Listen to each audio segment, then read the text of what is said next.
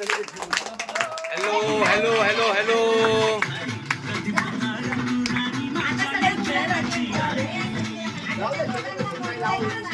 Hello hello hello hello गाववाल्यांनो.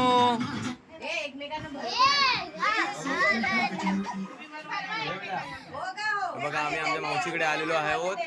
आमच्या काकाचं रिटायरमेंटचा programme चालू आहे.